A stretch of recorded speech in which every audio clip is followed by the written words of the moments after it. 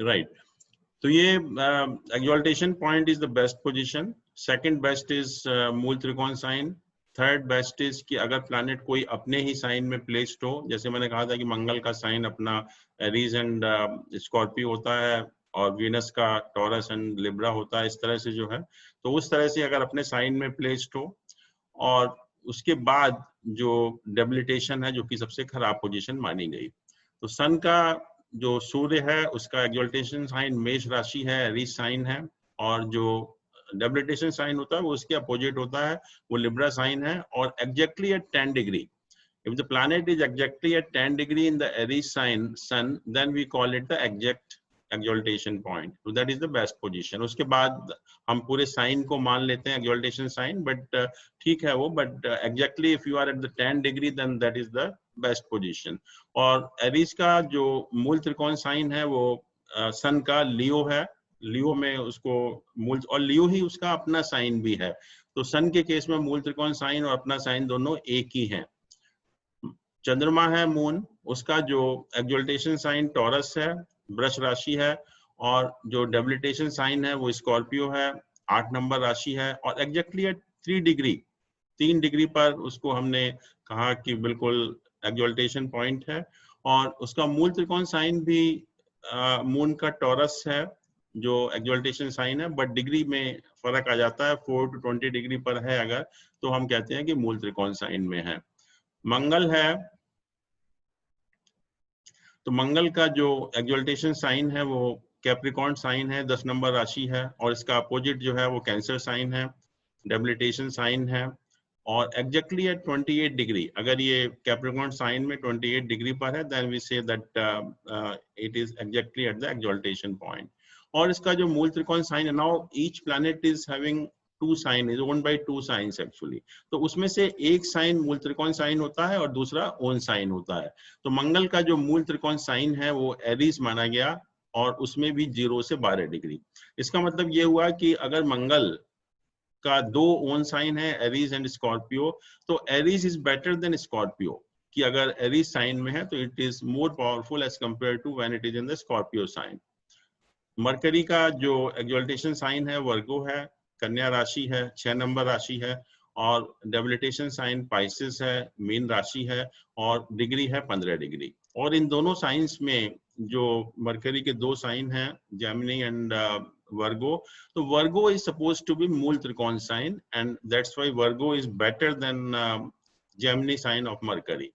Jupiter है इसी तरह से कैंसर राशि में, 4 नंबर राशि में, और कर्क राशि में हमने कहा कि एक्सॉल्टेशन है, और मकर राशि में कैप्रिकॉर्न साइन में नीच का है, and that is at 5 degree. और जो जुपिटर के 2 साइन हैं, Sagittarius and Pisces, so out of those 2 signs, Sagittarius is supposed to be मूल त्रिकोण sign. It means Sagittarius is better than Pisces. अगर Jupiter Sagittarius में है तो it is more powerful as compared to when Jupiter is in the Pisces sign. और मूल त्रिकोण का जो राशि है that is 0 to 10 डिग्री। शुक्र है वीनस, वीनस का उच्च राशि पाइसेस है, मीन राशि है, और वर्गो जो है उसकी नीच राशि है, और एग्जैक्टली एट 27 डिग्री पर उच्च का और नीच का होता है ये। और इसके जो 2 साइन हैं, टॉरस एंड लिब्रा, उन दोनों में से Libra is supposed to be मूल त्रिकोण sign. Libra is better than if Venus is in the Taurus sign, और डिग्री है 0 to 15 डिग्री। ऐसे ही शनि है, शनि का जो उच्च का साइन है वो लिब्रा है, 7 नंबर राशि है, तुला राशि है, और नीच की राशि इसकी एरीज है, मेष राशि है, और डिग्री इसकी 20 डिग्री है। और इसके जो शनि के 2 साइन होते हैं, कैप्रिकॉर्न एंड एक्वेरियस, मकर और कुंभ राशि, उसमें से एक्वेरियस साइन को मूल त्रिकोण साइन माना, मतलब Aquarius is better than Capricorn sign, और डिग्री है 0 से 20 डिग्री। फिर हम यहाँ पर आते हैं प्लैनेट की फ्रेंडशिप के बारे में। और ये जो हम बात कर रहे हैं ये हम नेचुरल फ्रेंडशिप की बात कर रहे हैं और परमानेंट फ्रेंडशिप की बात कर रहे हैं। इसमें जो प्लैनेट है, depending on the nature, actually they have friendship with certain planet, they have enmity with certain planet, and they are neutral to certain planet. तो हमें ये समझना पड़ेगा कि हर प्लैनेट की फ्रेंडशिप, फ्रेंड्स कौन से हैं, दुश्मन कौन से हैं, और सम राशियां या न्यूट्रल राशियां कौन कौन सी हैं। तो अगर हम सन से स्टार्ट करें, सूर्य से, तो सूर्य का जो फ्रेंड्स हैं वो है मून, मार्स एंड जुपिटर। चंद्रमा, मंगल और बृहस्पति जो है उसके फ्रेंड, ये नेचुरल फ्रेंड है, इसमें that doesn't depend on the position of planet in the birth chart. ये परमानेंट फ्रेंडशिप है और इसमें कोई चेंज नहीं होना है, and that depends on the nature of the different planet. Depending on the nature, जैसे हम लोग किसी से फ्रेंडशिप होती है, किसी से दुश्मनी होती है, किसी के लिए हम न्यूट्रल होते हैं, ऐसे ही हर प्लैनेट के कुछ प्लैनेट फ्रेंड हैं, कुछ एनिमीज हैं और कुछ न्यूट्रल हैं। और ये सब फर्क पड़ेगा इसका कि जब हम प्लैनेट की पोजीशन देखेंगे कि we will see the relation between the lord and the tenant, कि जो प्लैनेट है और जिस साइन में बैठा हुआ है उसका जो लॉर्ड है उसके साथ उसका क्या रिलेशन है। तो नेचुरली अगर फ्रेंड के साइन में होगा तो he will feel more comfortable, he will give you good result. Enemy के साइन में होगा तो अनकंफर्टेबल होता है, उसके रिजल्ट उतने अच्छे नहीं होते। तो ये फ्रेंडशिप हम लोगों को याद करनी पड़ेगी कि सन जो है उसके जो फ्रेंड हैं they are moon, Mars and Jupiter. चंद्रमा, मंगल और गुरु जो है सन के फ्रेंड होते हैं, और वीनस और सैटर्न, शुक्र और शनि उसके दुश्मन हैं, एनिमीज हैं और जबकि मरकरी जो है वो उसका न्यूट्रल प्लैनेट है। इसी तरह से चंद्रमा का जो फ्रेंड्स हैं वो हैं सन एंड मरकरी, सूर्य और बुध, ये हमारे चंद्रमा के दुश्मन हैं। और चंद्रमा को माँ माना गया है और माँ का कोई दुश्मन नहीं होता, इसलिए इसका कोई दुश्मन नहीं होता, नन कोई दुश्मन नहीं है। और जो बाकी सारे प्लैनेट हैं वो इसके न्यूट्रल हैं, सम राशियां हैं। मंगल है, मंगल का जो फ्रेंड है वो सन, मून एंड जुपिटर हैं, सूर्य, चंद्रमा और बृहस्पति। और मंगल का जो एनिमी है वो है मरकरी, बुध, और बाकी जो वीनस और सैटर्न है वो उसके न्यूट्रल हैं। मरकरी है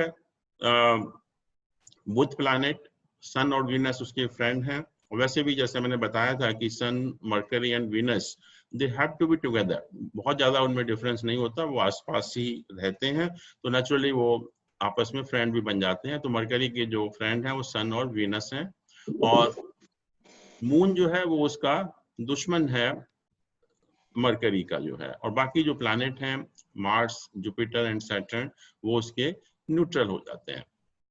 गुरु है, गुरु के जो फ्रेंड है सन, मून एंड मार्स हैं। और यहाँ पर देखिए गुरु के जो दुश्मन हैं, जो दोनों बेनिफिक प्लैनेट वो उसके दुश्मन हैं, मतलब मरकरी और वीनस वो उसके एनिमीज हैं। और शनि जो है गुरु का न्यूट्रल प्लैनेट है। वीनस है शुक्र, उसका जो फ्रेंड है मरकरी और सैटर्न है, और उसके जो एनिमीज हैं सन और मून हैं, और बाकी जो मार्स एंड जुपिटर है वो उसके न्यूट्रल प्लैनेट हैं। ये फिर है सैटर्न, सैटर्न का जो मरकरी और वीनस फ्रेंड है, और सन, मून, मार्स उसके एनिमी हैं, और जुपिटर उसका न्यूट्रल प्लैनेट है। तो यहाँ पर ये जो अगर आप टेबल को गौर से देखेंगे तो दो चीजें हैं। You can divide the planet into two groups. One is sun, Mars and Jupiter, एक ग्रुप हो गया सन, मार्स एंड जुपिटर का। दूसरा ग्रुप हो गया मरकरी, वीनस एंड सैटर्न का, और moon is common to all. तो थोड़ा सा अगर ये आप माइंड में रखेंगे तो आपको फ्रेंडशिप याद करना बहुत आसान हो जाएगा कि Sun, Mars and Jupiter, you can put them in one group, whereas Mercury, Venus and Saturn you can put in another group, और मून जो है वो इनका कॉमन प्लैनेट है। तो ये जो बात हुई, ये बात हुई कि प्लैनेट की natural friendship, permanent friendship, which doesn't depend on the position of the planet in the horoscope। अगर हॉरोस्कोप में इन प्लैनेट की कोई भी पोजीशन हो, लेकिन ये जो फ्रेंडशिप चार्ट है वो ऐसा का ऐसा रहेगा। लेकिन एक फ्रेंडशिप और भी होती है जो हमें जरूरत के हिसाब से बनानी पड़ती है। Depending on the necessity we have to make friends with certain people. जैसे हम लोग कहीं भी रहते हैं तो what we try to do कि we try to be friendly with our neighbours. हम उनसे दुश्मनी मोल नहीं लेते क्योंकि पता है हमें दुश्मन पड़ोसी का कब जरूरत पड़ जाए, तो we try to be friendly with the neighbours. वही चीज यहाँ पर है, ये तो परमानेंट फ्रेंडशिप हो गई। Now we will talk about the temporary friendship, या उसको हम हिंदी में तात्कालिक फ्रेंडशिप भी कहते हैं, या it's not permanent friendship, that depends on the position of planet in the zodiac. कि जहां पर आपका प्लेसमेंट है और प्लेसमेंट के हिसाब से आपको कुछ प्लैनेट से दोस्ती करनी पड़ेगी और बाकी आपके सब दुश्मन होंगे। तो उसको हम बोलते हैं तात्कालिक रिलेशनशिप, तात्कालिक संबंध या टेम्परेरी रिलेशनशिप। तो जैसा मैंने कहा कि हम we try to be friendly with the neighbour, वही कंसेप्ट यहाँ पर भी एप्लीकेबल है कि जहां भी कोई प्लैनेट जब बैठा हुआ होता है, जहां भी कोई प्लैनेट का प्लेसमेंट है आपके हॉरोस्कोप में, अभी जो हमने बात की परमानेंट फ्रेंडशिप की, it is irrespective of the position of planet in the zodiac.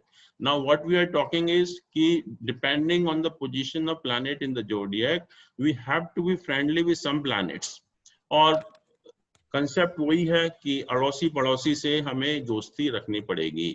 तो यहाँ पर अड़ोसी पड़ोसी कौन हुए कि जहां भी प्लैनेट का प्लेसमेंट है उससे second, third and fourth position एक तरफ हो गया, और दूसरी तरफ अगर हम देखें तो 10th, 11th and 12th position, 3 घर आगे और 3 घर पीछे, जहां भी प्लैनेट का प्लेसमेंट है उससे 3 घर आगे मतलब second, third and fourth position वाले प्लैनेट, और 3 घर पीछे, 3 घर पीछे मीन्स कि 10th, 11th and 12th position वाले प्लैनेट, जो भी प्लैनेट वहां पर प्लेस्ड होंगे उस प्लैनेट के साथ उसका टेम्परेरी फ्रेंडशिप हो जाएगी, तात्कालिक मित्रता उसके साथ हो जाएगी।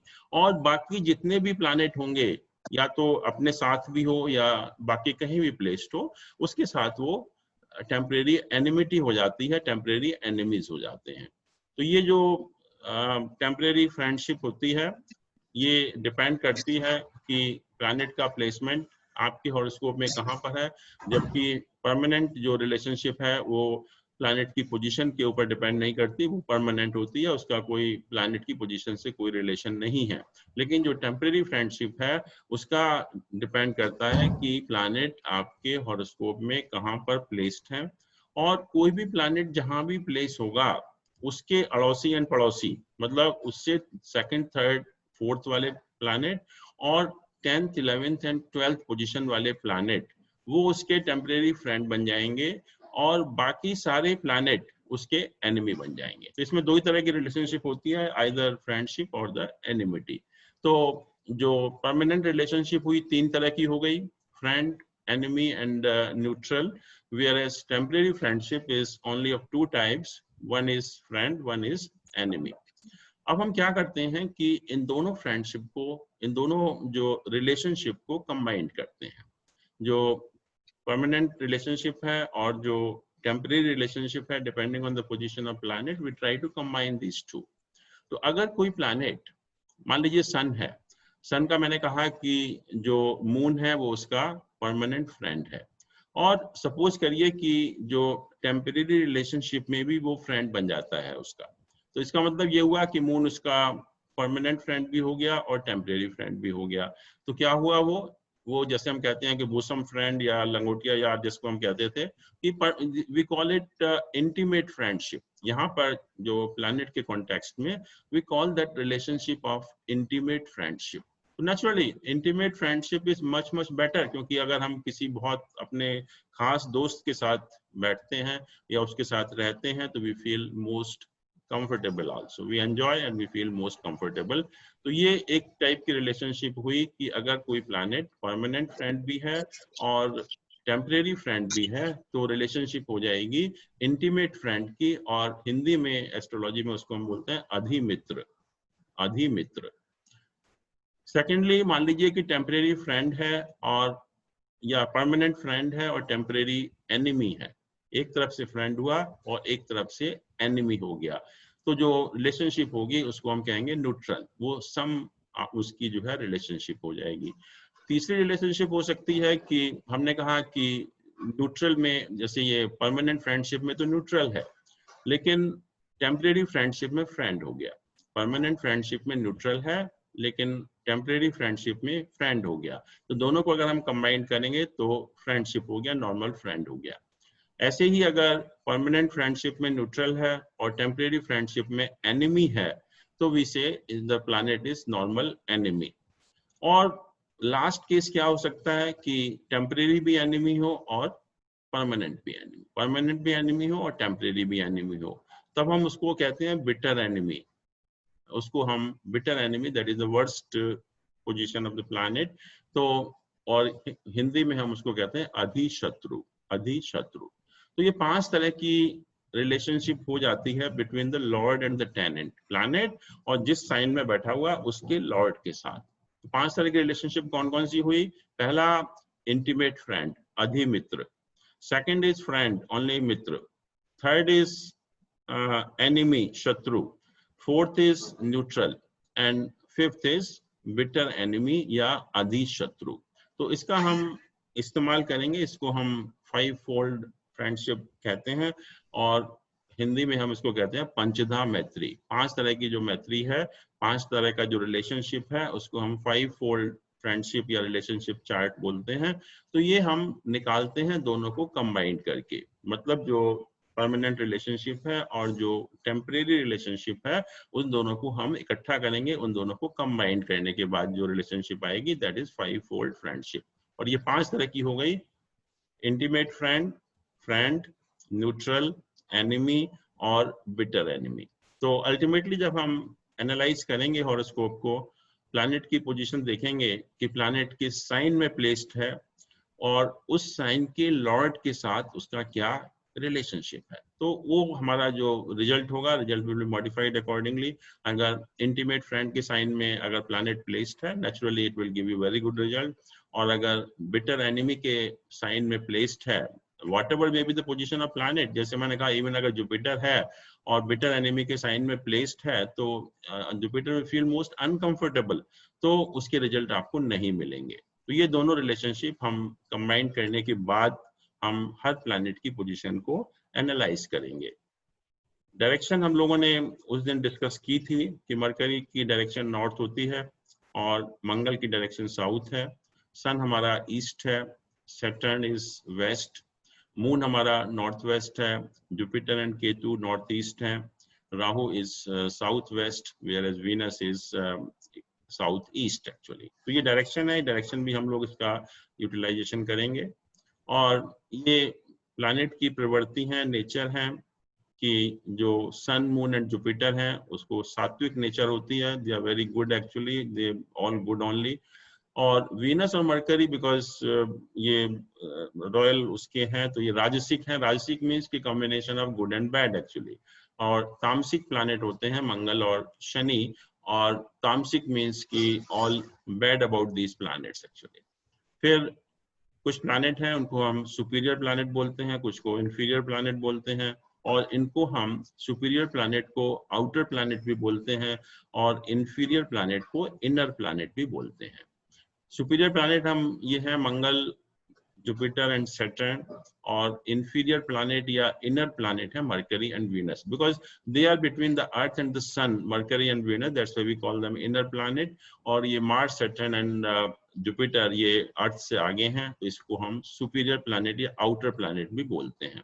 सुपीरियर हमने इसलिए कहा क्योंकि they are free to move at any distance from the sun, वो मर्जी है उनकी, या depending on the speed they can be at any distance from the sun.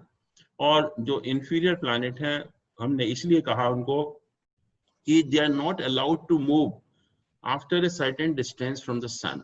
जैसे कि हम लोगों ने बात की थी कि मरकरी और सन का जो मैक्सिमम डिस्टेंस हो सकता है वो 29 डिग्री या एक हाउस का हो सकता है, और मरकरी और वीनस का जो डिस्टेंस है वो मैक्सिमम 47 डिग्री हो सकता है, 2 हाउसेस का हो सकता है। So they are not free to move at any distance from the sun. So that's why they are known as inferior planet, और इनर इसलिए क्योंकि वो अर्थ और सन के बीच में उनका प्लेसमेंट है।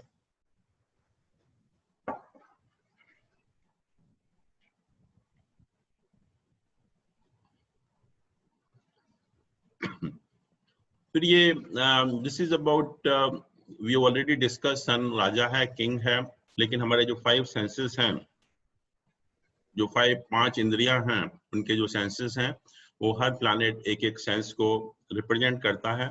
सन इज अवर आईज या विजन, हम कहेंगे कि आंखों को रिप्रेजेंट करता है। और सन का जो मेटल है बेसिकली वो कॉपर मेटल है। आपने देखा भी होगा कि जब हम सन को जल अर्पित करते हैं, जल चढ़ाते हैं, तो we prefer the utensil of copper actually, तांबे का लोटा हम उसका लेते हैं। तो इसका जो बेसिक मेटल है वो तांबई है, कॉपर है, और इसका एलिमेंट है अग्नि, मतलब गर्मी देना। मून है, मून इज द क्वीन, और जो हमारा टेस्ट है, स्वाद है, उसको जो सेंस है उसको रिप्रेजेंट करता है। और मून का जो मेटल है दैट इज सिल्वर। तो इसलिए हमने पाया, जब स्टडी किया था तो हमने देखा था कि जो सिल्वर पाया होता है वो बेस्ट है, because that is the metal of moon.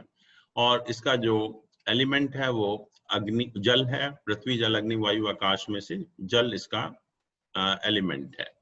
मंगल है, मंगल को हमने कमांडर इन चीफ कहा, और again it represent our vision only. और इसका भी मेटल जो है वो कॉपर है, और इसका जो एलिमेंट है वो अग्नि है। मरकरी है, मरकरी इज द प्रिंस, और जो हमारा स्मेल वाला पोर्शन है, नोज वाला, इट रिप्रेजेंट दैट सेंस। और इसका जो मेटल है that is the bell metal, जिससे जो मंदिर वगैरह में घंटी बनती है, जो एलॉय होता है, that is the metal of the mercury. और इसका तत्व है पृथ्वी। देखिए ये सब बहुत काम आएंगे हमारे जब हम आगे स्टडी करेंगे इन प्लैनेट को, तो this all will be used actually. जैसे मरकरी है, किसी का लग्न है तो such people are very grounded, जैसे एकदम बिल्कुल जमीन पर होते हैं बिल्कुल। तो उस सेंस में हम इन सब क्वालिटीज को यूज करेंगे, सारी कैरेक्टरिस्टिक्स को यूज करेंगे। सन जैसे अग्नि है, तो अगर लग्न में बैठ जाता है सन और मंगल, मंगल भी देखिए दोनों अग्नि है, सन इज अग्नि, मंगल इज अग्नि।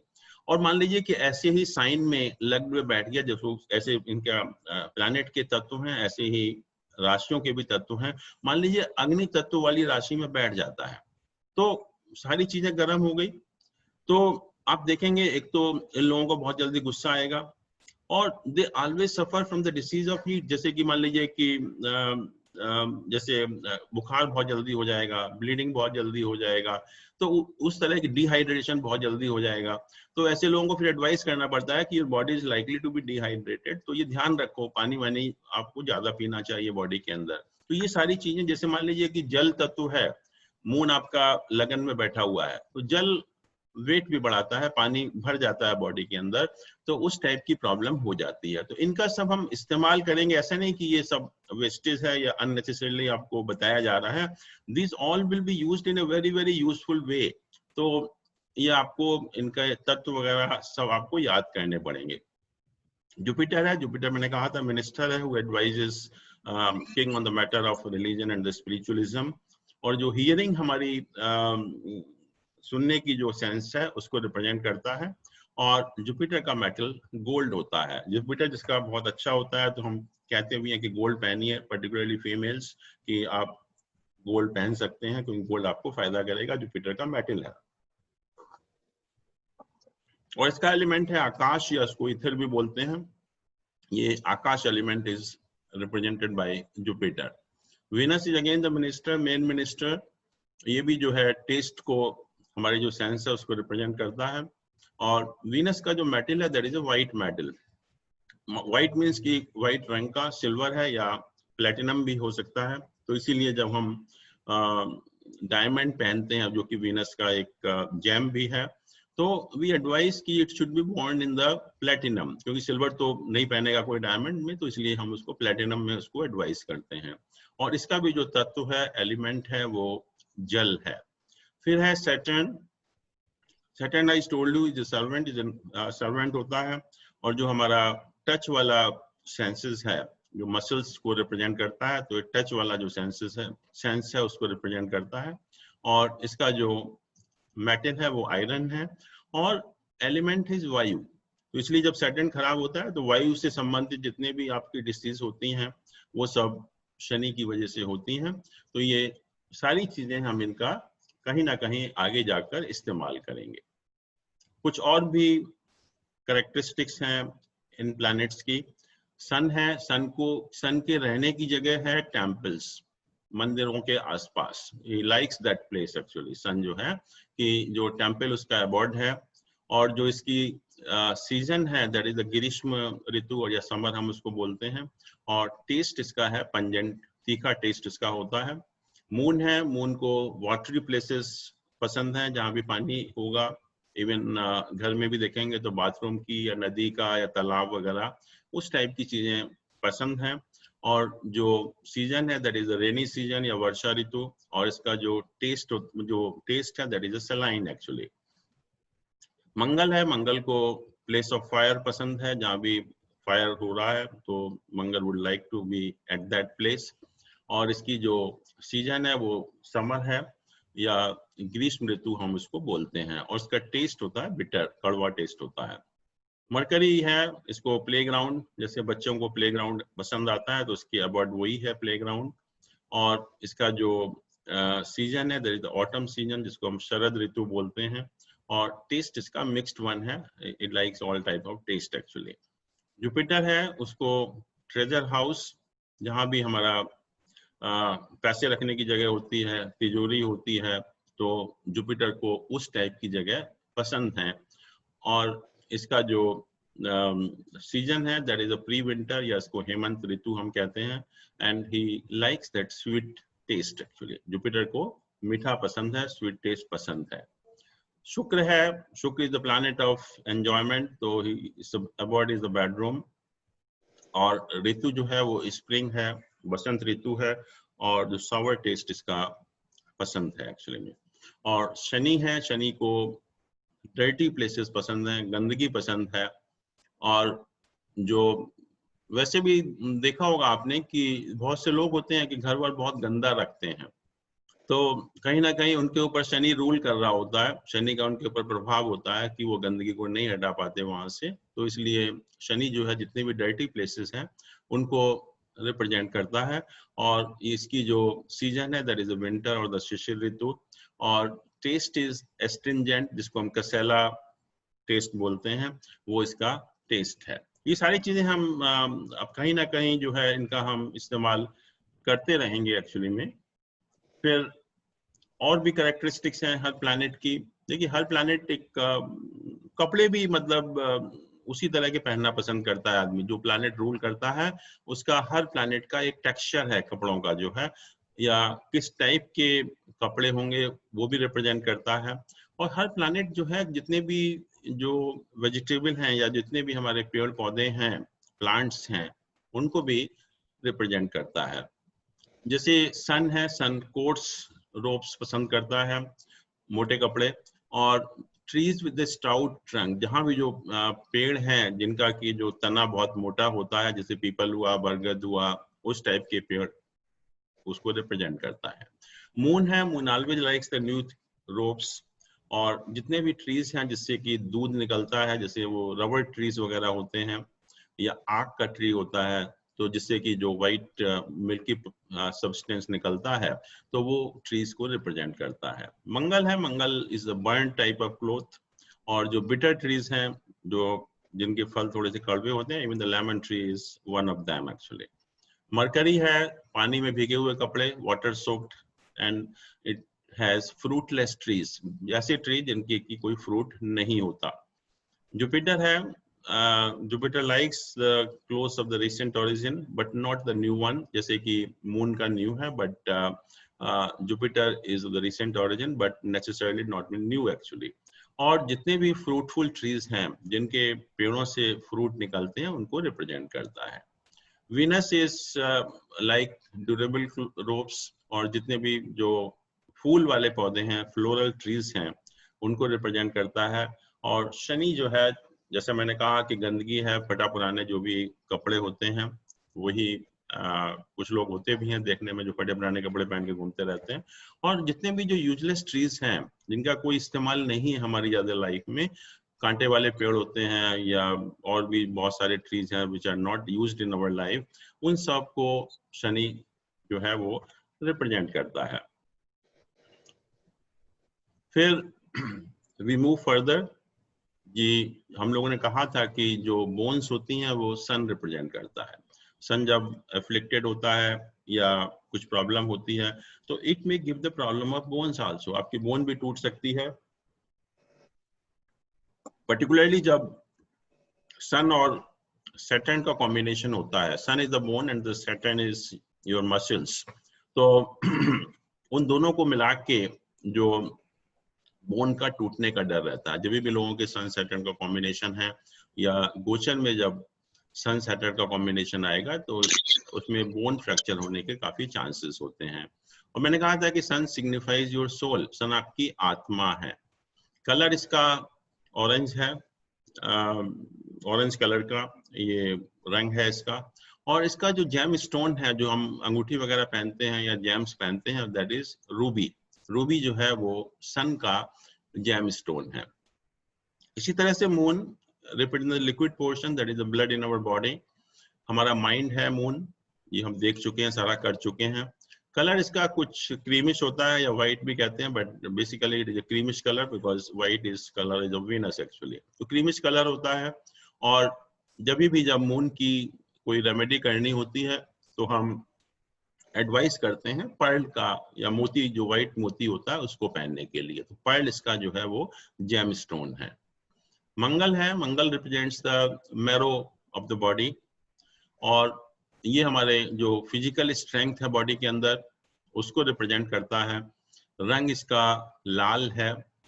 और जो इसका जेम स्टोन है दैट इज कोरल। कोरल को कहते हैं मूंगा हिंदी में। Coral is the gem stone of Mars.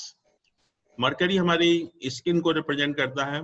जहां तक बॉडी पार्ट का सवाल है, it represents our skin. Signification क्या है कम्युनिकेशन का? हम जिस तरह से कम्युनिकेट करते हैं, जिनका भी मरकरी अच्छा होता है, they are very good speaker also, very good communicator also, they are very good writer also. और जैसे ही इसके साथ मंगल भी आ जाता है, साथ में कॉन्फिडेंस भी आ जाता है आपके अंदर, तो you become a very good orator also. जैसे मोदी जी हुए या कोई भी हुए, तो जैसे ही कॉन्फिडेंस आपके अंदर आता है तो you become a very good orator, very confident orator also. और वैसे भी जब हम प्लैनेट की कैरेक्टरिस्टिक्स की बात करते हैं तो कुछ लोग पूछते हैं कि मेमोरी हमारे किससे बढ़ती है, लॉजिकल थिंकिंग कैसे होती है, रीजनिंग पावर कैसे बढ़ती है। तो मून जो है that represents the reasoning power in you, how you can reason out a particular subject. की मतलब कोई इशू है तो कैसे आप रीजनिंग पावर, जो लोग होते हैं very good in reasoning out, they are governed by moon. और मंगल है लॉजिकल थिंकिंग। लॉजिकल थिंकिंग आपकी अगर अच्छी होती है, it means you have a good marks in your horoscope. और अगर आप बहुत जल्दी याद कर लेते हैं किसी भी सब्जेक्ट को, that is because of Mercury. Budh जो है वो एक क्रैमिंग पावर या रटने की शक्ति, जैसे बहुत से बच्चे देखा होगा आपने, बहुत जल्दी रट लेते हैं किसी भी चीज को, बहुत जल्दी याद कर लेते हैं, that is because of Mercury. Mercury Budh जो है आपकी क्रैमिंग पावर को या याद करने की शक्ति को भी बढ़ाता है। तो ये जैसे मान लीजिए कि किसी बच्चे को आप देखते हैं कि बहुत जल्दी भूल जाता है, it means the mercury is weak in the horoscope. तो ये मरकरी का कम्युनिकेशन हो गया। कलर इसका ग्रीन है मरकरी का। और जिस इसीलिए जब मरकरी वीक होता है तो हम दान करने के लिए भी ग्रीन कलर की चीजों को ही बताते हैं। और इसका जो स्टोन है वो एमरल्ड है, जिसको हिंदी में पन्ना कहते हैं। तो पन्ना is the main gem stone of Mercury. Jupiter हमारे जो बॉडी है उसके फैट को रिप्रेजेंट करता है। और जैसे मैंने कहा कि Jupiter is the biggest planet, is the very huge planet, it's more than sum of all other planets. तो ये जैसे लगन में बैठ गया, और ये हमारी फैट को भी रिप्रेजेंट करता है। It makes you very fat. ऐसे लोगों की जो पेट होता है बहुत ज्यादा निकला हुआ होता है, तो दैट इज बिकॉज जुपिटर अपने आप में बहुत बड़ा प्लैनेट है और हमारी बॉडी की फैट को भी रिप्रेजेंट करता है। फिर ये सिग्निफिकेशन ऑफ नॉलेज की, जब भी हम बहुत डीप नॉलेज में जाते हैं, किसी सब्जेक्ट की रिसर्च करते हैं, then Jupiter will help you. Jupiter के बिना हम बहुत डीप नहीं जा सकते किसी भी नॉलेज में। कलर इसका येलो है या गेरुआ रंग भी हम कह सकते हैं। और क्योंकि ये सब साधु संतों को भी रिप्रेजेंट करता है गुरु, तो इसलिए आपने देखा भी है कि जितने भी जो साधु लोग होते हैं जनरली गेरुआ रंग के कपड़े ही पहनते हैं, because that represent Jupiter also. और इसका जो स्टोन है दैट इज येलो सफायर, जिसको कि हम पुखराज कहते हैं हिंदी में, येलो सफायर। शुक्र है, शुक्र आपके सीमेन को रिप्रेजेंट करता है बॉडी के। ये हमारे सेक्स का सिग्निफिकेटर है। जितनी भी मौज मस्ती है लाइफ की वो वीनस की वजह से ही मिलती है। Colour is pure white, actually इसका जो कलर होता है प्योर वाइट होता है। इसीलिए बहुत से लोग व्हाइट कलर के कपड़े पहनना बहुत पसंद करते हैं, बिकॉज उनका वीनस जो है बहुत स्ट्रांग होता है, तो they always wear white coloured cloth, they like white coloured cloth. और वैसे भी फ्राइडे वगैरह को जनरली लोग व्हाइट कलर के कपड़े पहनते हैं, because Friday is ruled by Venus. तो ये इसको व्हाइट कलर का जो रंग है बहुत पसंद है। और इसका जो जेम स्टोन है दैट इज डायमंड, या जिसको हम हीरा बोलते हैं। फिर आता है शनि। शनि जैसे मैंने कहा कि हमारी मसल्स को रिप्रेजेंट करता है बॉडी में, और सिग्निफिकेटर है जितने भी दुख हैं लाइफ में, जितने भी दुखों का कारक है वो शनि है। दुख हैं, परेशानियां हैं, और जितनी भी समस्याएं लाइफ में आती हैं वो शनि की वजह से आती हैं, तो हमारे दुखों का कारक हो गया। रंग इसका ब्लू या ब्लैक होता है, इसलिए शनि का जो प्रधान लोग होते हैं ब्लैक कलर के कपड़े ज्यादा पहनते हैं। और इसका जो स्टोन है, जैसे कि जुपिटर का येलो सफायर है, इसका ब्लू सफायर है, same category, only colour is different. ये इसको हम नीलम भी कहते हैं हिंदी में, तो ये नीलम इसका जो है वो स्टोन हो गया। अब हम बात करते हैं कि जो प्लैनेट की पोजीशन होती है हॉरोस्कोप में, बिकॉज अल्टीमेटली हम कंसर्न क्या है, हमारा कंसर्न यही है कि कौन सा प्लैनेट या कौन सा हाउस हमें क्या दे सकता है, हम उससे क्या एक्सपेक्ट कर सकते हैं, एक्चुअल में वो क्या मिल सकता है। तो all these thing they depend on the position of planet और the strength of the planet as well as strength of houses in your birth chart.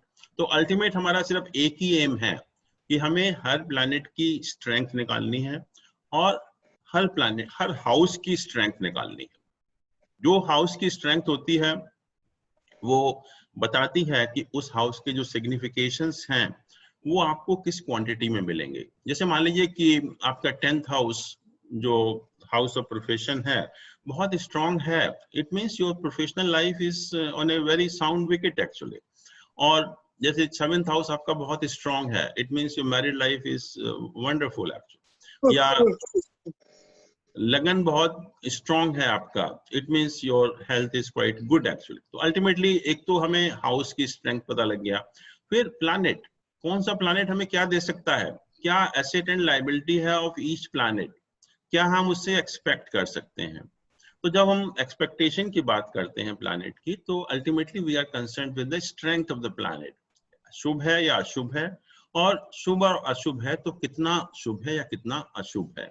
और जब एक बार हमको असेसमेंट हो जाएगा हर प्लैनेट की स्ट्रेंथ का, then prediction will be very easy, फिर हमें कोई प्रेडिक्शन में प्रॉब्लम नहीं होगी।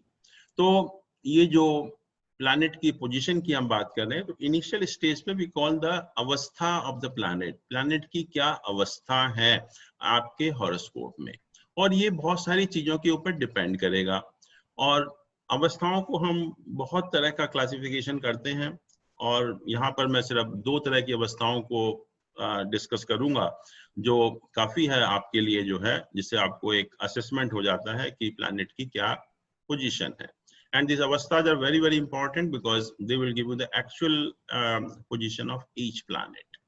तो ये अवस्था, जो पहली अवस्था हम डिस्कस कर रहे हैं, that is known as the दीप्तादि अवस्था। दीप्तादि अवस्था, तो इसमें कई तरह की अवस्थाएं हैं। तो पहली अवस्था है दीप्त अवस्था। दीप्त अवस्था का मतलब होता है कि इंग्लिश में इसका मीनिंग है, दीप्त का मतलब ल्यूमिनस, और luminous obviously is a very very strong position of the planet. और जब एक प्लैनेट कोई भी एक्सॉल्टेशन साइन में होता है या मूल त्रिकोण साइन में होता है, कोई भी प्लैनेट अगर उसका प्लेसमेंट अभी हम लोगों ने डिस्कस किया, exaltation sign of each planet, मूल त्रिकोण साइन ऑफ ईच प्लैनेट, जब भी कोई भी प्लैनेट हॉरोस्कोप में या तो उच्च की राशि में हो या मूल त्रिकोण की राशि में हो, तो हम कहते हैं कि उसकी जो अवस्था है दैट इज द दीप्त अवस्था, ल्यूमिनस है, बहुत ही अच्छी जो लाइट वाली पोजीशन है, that is the best position, जो अभी हम लोगों ने बात की थी। इसमें क्या होगा, किंग लाइक प्रॉस्पेरिटी होगी, आपका रेस्पेक्ट होगा, गुड हेल्थ होगी, और कोई इस तरह की कोई प्रॉब्लम नहीं होगी। All good results you will get from that planet. तो इसको हम कहते हैं दीप्त अवस्था, जब प्लैनेट किसी अपनी उच्च राशि में हो या अपनी मूल त्रिकोण राशि में बैठा हुआ है, तो उसकी जो अवस्था है दीप्त अवस्था है, दैट इज द बेस्ट अवस्था। Then we come to the second अवस्था, जिसको हमने कहा स्वस्थ अवस्था। स्वस्थ means healthy, planet is in the healthy state, इससे नेक्स्ट टू द दीप्त अवस्था। और जैसे मैंने कहा था कि पहला हम एक्सल्टेशन और मूल त्रिकोण साइन लेते हैं, and second in best is the own sign, कि अगर प्लैनेट अपनी राशि में प्लेस्ड है आपके हॉरोस्कोप में। जैसे मंगल है, मंगल अगर 1 नंबर या 8 नंबर राशि में है तो हम कहेंगे अपने साइन में प्लेस्ड है। शनि अगर 10 या 11 नंबर राशि में है तो हम कहेंगे अपने साइन में प्लेस्ड है। तो उसकी अवस्था को हम स्वस्थ अवस्था कहते हैं, healthy position of the planet कहते हैं, that is again A good position of the planet. और इसमें भी आपको हर तरह के गेन्स होते हैं, हेल्थ अच्छी होती है, वेल्थ होती है, एमिनेंस मिलता है लाइफ के अंदर। तो that is the next best अवस्था। उसके बाद अभी हम लोगों ने जो 5 फोल्ड फ्रेंडशिप की डिस्कशन किया कि अगर कोई प्लैनेट अपने इंटीमेट फ्रेंड के साइन में, एक तो देखिए अपना ही घर हो गया, दैट इज डेफिनेटली बेटर। अगर अपना घर नहीं है and the planet is placed in the sign of its intimate friend, naturally वो उससे थोड़ा कम हो गया, but again it's a good position. और उस अवस्था को हमने कहा प्रमुदित अवस्था। प्रमुदित मीन्स हैप्पी पोजीशन। प्लैनेट अगर अपने इंटीमेट फ्रेंड के साइन में है तो it's in a good position, it's in a happy position, तो इसके रिजल्ट भी आपको ठीक मिलेंगे। और उससे फिर कम जो नेक्स्ट अवस्था आती है उसको हम शांत अवस्था बोलते हैं। तो ये पहले दीप्त अवस्था हुई, फिर स्वस्थ हुई, प्रमुदित हुई, फिर शांत अवस्था। शांत अवस्था जब होती है जब प्लैनेट जो है अपने फ्रेंड के साइन में प्लेस्ड है, इंटीमेट फ्रेंड से थोड़ा कम हो गया, एक अपने ऑर्डिनरी फ्रेंड के साइन में प्लेस्ड है, तो we say that planet is in the शांत अवस्था, प्लैनेट इज एट पीस। और पीस का भी जो रिजल्ट आपको मीडियम टाइप के मिलते हैं, that is not a bad position. अब then we go to other अवस्थास। अगर कोई प्लैनेट अपने एनिमी साइन में प्लेस्ड है, जैसे अभी हम लोगों ने डिस्कस किया कि, और ये जो हम एनिमी या इंटीमेट फ्रेंड ये सब बात कर रहे हैं, that is after combining both the friendship, that is permanent as well as temporary. तो 5 जो अवस्थाएं, 5 जो फ्रेंडशिप हमने कहा, तो वो फ्रेंडशिप की यहाँ बात हो रही है कि अगर कोई प्लैनेट अपने ऑर्डिनरी एनिमी के साइन में है तो हम कहते हैं कि वो अवस्था उसकी दुखित अवस्था है, he is in A sorrowful state. वो दुखित अवस्था उसको कहा। दुखित मीन्स कि you can't expect good result from that planet. It will give you a lot of problems, hurdles, separation from family and fear from fire also. तो ये सारा जो दुखित अवस्था में जैसे जैसे अब अवस्थाएं कम हो रही हैं, अवस्थाएं खराब हो रही हैं, वैसे वैसे रिजल्ट उसके खराब होते चले जाते हैं। फिर नेक्स्ट अवस्था है कि conjunction with the malefic planet. अगर वो प्लैनेट और जो दूसरे अशुभ ग्रह हैं उनके साथ उसका बैठा हुआ है, उनके साथ उसका एसोसिएशन है। कि conjunction with the malefic planet का मतलब जो दूसरे अशुभ ग्रह हैं उनके साथ बैठा हुआ है। जैसे मान लीजिए कि कोई भी प्लैनेट है, सन है मान लीजिए, और सन के साथ मंगल, शनि या राहु, इस टाइप के प्लैनेट और भी बैठे हुए हैं, तो ये हम कहेंगे उसका दूसरे मैलेफिक प्लैनेट के साथ कंजंक्शन है, दूसरे मैलेफिक प्लैनेट के साथ बैठा हुआ है। और उस अवस्था को हमने कहा विकल अवस्था। विकल अवस्था means when the planet is agitated, जब वो शांत अवस्था में नहीं है, वो एजिटेटेड स्टेट में है, तो हमने उसको कहा विकल अवस्था। और इसमें रेस्टलेस ऑफ माइंड होता है, ट्रबल फ्रॉम फैमिली, फ्रेंड वगैरह, सब तरह से आपकी प्रॉब्लम आना शुरू हो जाती है। उस प्लैनेट से आप रिजल्ट एक्सपेक्ट अच्छे नहीं कर सकते। फिर then we come to another state कि जब प्लैनेट अपने बिटर एनिमी साइन में प्लेस्ड है, मतलब जो अभी हमने बात की कि अधिशत्रु, जो 5वीं लास्ट फ्रेंडशिप चार्ट था, कि अगर उस साइन में प्लेस्ड है तो इसको हम कहते हैं खल अवस्था। खल means the wicked, planet becomes wicked, तो ये आपके साथ उल्टी सीधी हरकतें करना शुरू कर देता है, खराब रिजल्ट देना शुरू कर देता है, नेगेटिव रिजल्ट आपको देना शुरू कर देता है। तो ये जब हुआ जब प्लैनेट जो है बिटर एनिमी साइन में प्लेस्ड है, तो उसकी अवस्था को हमने कहा खल अवस्था।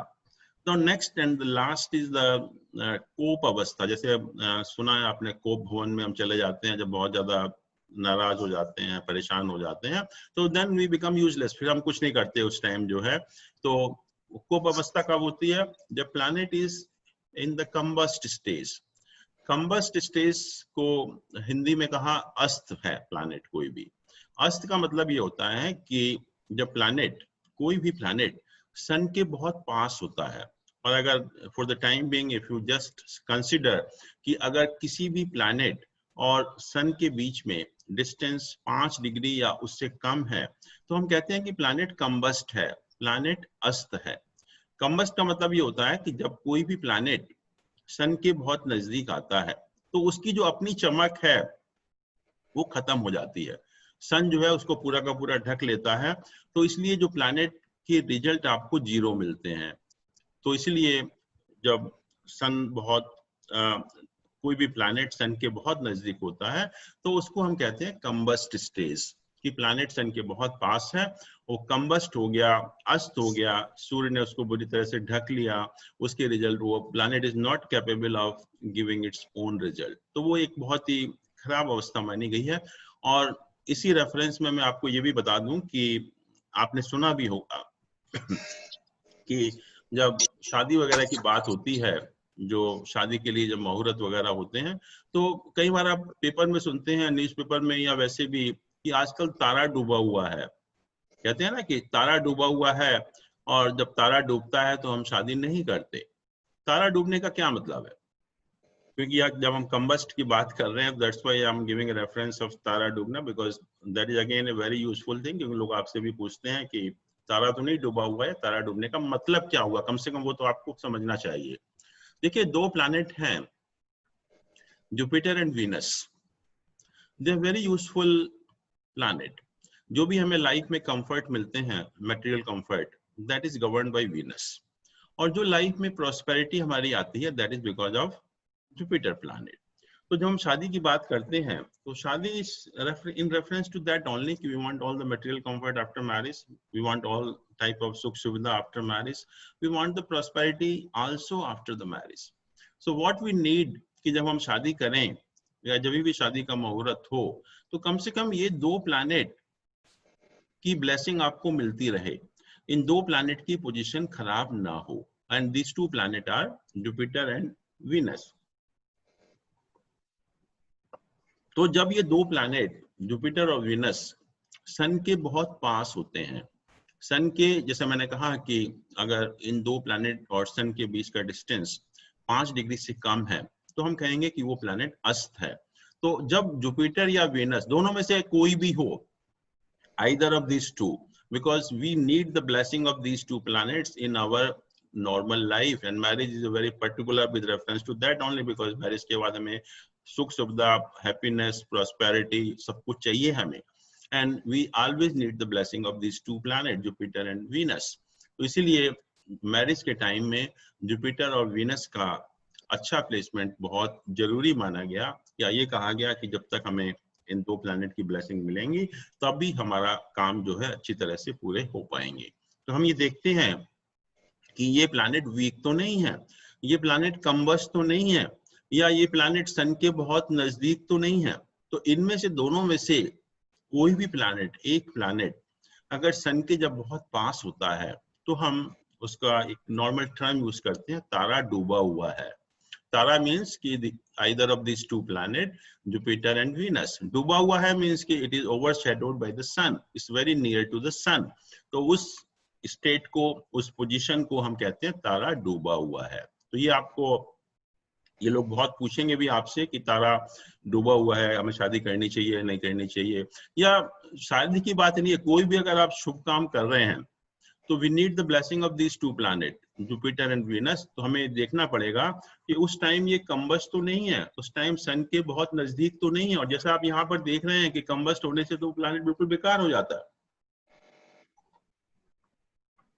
कोप अवस्था में चला जाता है, और उसमें हमारे लॉसेज ही लॉसेज होते हैं, नुकसान ही नुकसान होता है, and we don't want losses by these 2 planet which are very important in our life.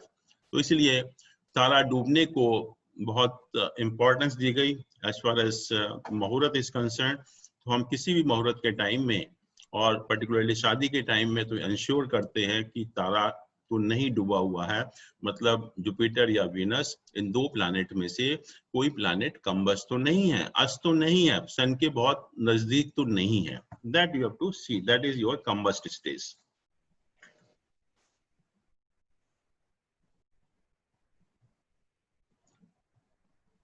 दूसरी जो अवस्था है उसको हमने कहा बालादी अवस्था।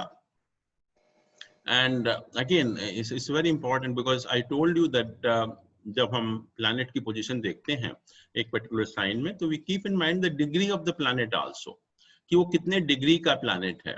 और डिग्री के हिसाब से उसकी बहुत सारी अवस्थाएं होती हैं, 5 अवस्थाएं हैं।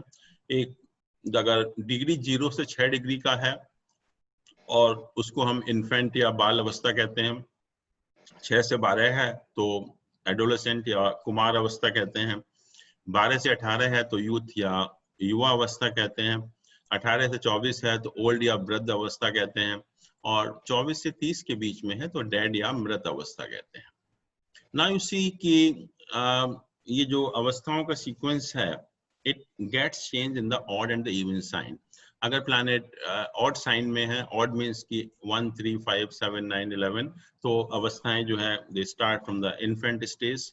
और अगर कोई प्लैनेट इवन साइन में प्लेस्ड है तो अवस्था उल्टी शुरू होती है डेड से लेके इन्फेंट तक। बट मीनिंग इज सेम, दोनों का जो मीनिंग है वो यही है कि अगर प्लैनेट की डिग्री बहुत कम है या बहुत ज्यादा है तो that planet is not capable of giving you the results.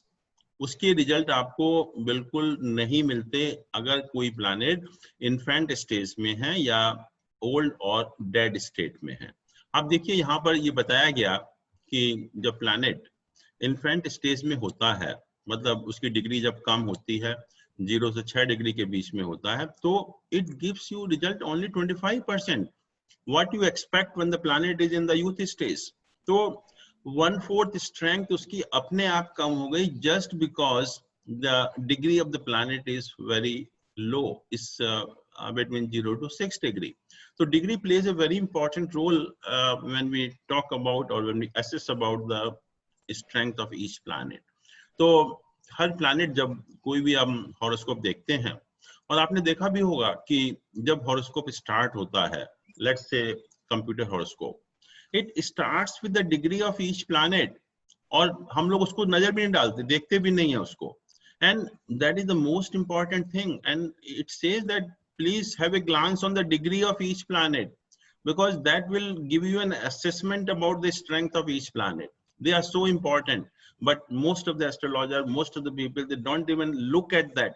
लेकिन सबसे टॉप पर हर प्लैनेट की डिग्री लिखी होती है और इसका पर्पस है, ऐसा नहीं कि जो भी हम लिखते हैं हॉरोस्कोप में कि और सबसे प्राइम स्टेज में सबसे टॉप पोजीशन पे हमने लिखा है, it means it has to be something, or this is the most important thing, or unless we have a glance on degree of each planet we cannot be correct in our assessment. वो possible ही नहीं है, क्योंकि यहाँ पर आप देख रहे हैं कि इन्फेंट स्टेज में जाके उसकी रिजल्ट 25% हो गए। प्लैनेट भले उच्च का हो, कितना भी स्ट्रॉन्ग हो, बच्चा है, उससे हम ज्यादा एक्सपेक्ट नहीं करते। और इन्फेंट में it gives a result of 25%, dead में इट गिव्स नील रिजल्ट। अगर कोई प्लैनेट लास्ट डिग्रीज में है साइन की 24 to 30 कहाँ यहाँ पर, तो इट गिव्स यू 0 रिजल्ट। तो हम कहते रहे भले कि उच्च का है नीच का है, लेकिन degree wise it's very very weak planet, तो उससे हम कुछ एक्सपेक्ट नहीं कर सकते। तो ये सब चीजें जो है हमें देखनी पड़ेंगी कि जब भी हम प्लैनेट की स्ट्रेंथ का असेसमेंट करेंगे तो we should be very particular और we should have a glance on the degree of each planet. उससे हमें एक असेसमेंट हो जाता है कि प्लैनेट आपके हॉरोस्कोप में कितना स्ट्रांग है। कई बार प्लैनेट बहुत अच्छी पोजीशन में दिखाई पड़ते हैं और जब हम डिग्री की तरफ देखते हैं तो डिग्री या तो बहुत कम होती है या बहुत ज्यादा होती है, तो उसके रिजल्ट हमें कुछ नहीं मिल पाते। कुछ हॉरोस्कोप में degree is very good and generally, यहाँ तो ये थ्योरेटिकल बात की हमने, बट प्रैक्टिकली अगर कोई भी प्लैनेट 10 और 20 डिग्री के बीच में है तो that is supposed to be the strongest position of the planet. और लास्ट डिग्री में है या शुरू की डिग्री में है, इन्फेंट स्टेज में है या ओल्ड स्टेज में है या डेड स्टेज में है, तब उसके रिजल्ट आप कुछ भी एक्सपेक्ट नहीं कर सकते। तो ये सारी अवस्थाएं जो बताई गई आपको 2 तरह की होती हैं, बालादी और दीप्तादी अवस्था। ये जरूरी है आपके लिए कि आप इसके द्वारा प्लैनेट की स्ट्रेंथ को असेसमेंट आप कर पाएं। तो ये था about the strength of the planet, about the अवस्थास of the planet। अब ऐसे ही कुछ राशियों की कैरेक्टरिस्टिक्स होती हैं, थोड़ा सा हम आज उसको भी देख लेते हैं कि अभी हम लोगों ने प्लैनेट की बात की. Now let's talk about the राशि आल्सो, साइंस आल्सो.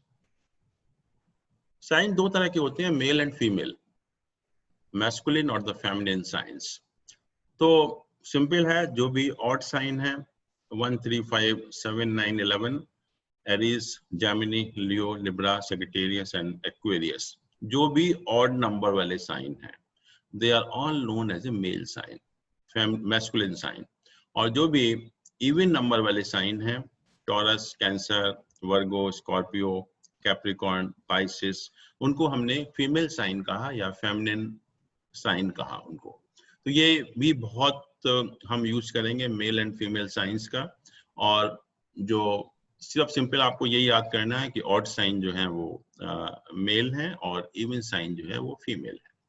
उसके बाद हमने साइंस को 3 पार्ट में डिवाइड किया, मूवेबल साइन, फिक्स साइन और डुअल साइन. मूवेबल कहते हैं चर राशियां, फिक्स साइन मीन्स स्थिर राशि, और डुअल साइन मीन्स द्विस्वभाव वाली राशि.